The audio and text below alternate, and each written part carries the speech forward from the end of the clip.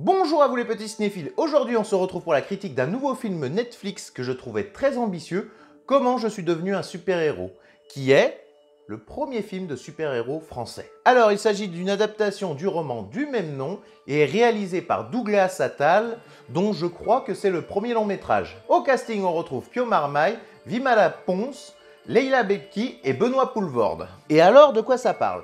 Dans un Paris contemporain, les super-héros font partie intégrante de la société. Mais une nouvelle drogue vient apporter des pouvoirs à des gens qui n'étaient pas des super-héros.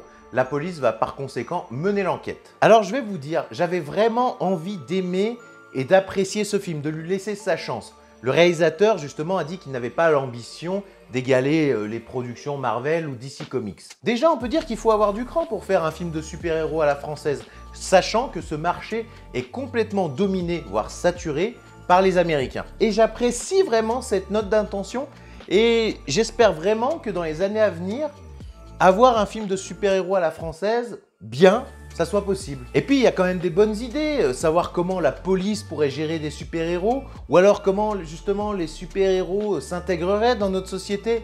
Mais voilà le problème, c'est que dans le film en fait, on nous dit qu'il y a des super-héros, mais ça manque cruellement de background en fait. On aimerait savoir combien il y a de super-héros, depuis combien de temps on sait que les super-héros existent. Alors on sait qu'il y a un trio célèbre de super-héros, mais hormis ça, les autres en fait, on n'en sait rien. On voit quelques pubs par-ci par-là de super, ou alors on en parle beaucoup sur les réseaux sociaux. Mais voilà, rien de plus. Voilà, j'aurais aimé savoir comment les super-héros influent sur notre monde, comment ils arrivent à s'intégrer, qu'est-ce qu'ils font quand ils sauvent des gens. Un peu à la Hancock avec Will Smith justement. Parce que si t'enlèves 2-3 petits pouvoirs par-ci par-là, en fait tu vois pas trop la différence avec notre monde quoi. Et ça c'est un peu dommage. Écoutez, au niveau du casting, ça fait le taf. J'ai bien aimé Benoît Poelvoorde dans Super Héros. Et justement, j'ai eu l'impression qu'il faisait penser au Captain America russe dans Black Widow. Et j'ai trouvé pas mal de similitudes. Il était assez drôle, c'est celui que j'ai préféré dans le film. En réalité, le vrai souci du film, c'est qu'on ne connaît pas ces personnages. On nous les pose là et démerde-toi. Alors on nous parle vite fait, mais très très rapidement de leur vie.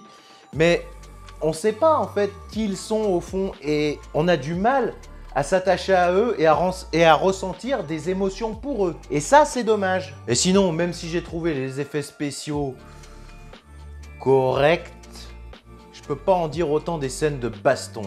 C'était tout pété, tout mou. Et allez pas me dire que le cinéma français ne peut pas réaliser des scènes de bagarre dynamiques. Et puis quand on y pense, la drogue en gélule qui donne des super pouvoirs, ça fait un peu penser à Wonder Woman. En bref, je pense que vous avez compris que j'ai pas beaucoup aimé le film, même si j'apprécie l'idée, j'apprécie l'ambition et ça me donne espoir pour la suite. Voilà, donnez-moi votre avis en commentaire sur ce que vous avez pensé du film. Nous, on se retrouve bientôt pour une prochaine critique. À bientôt!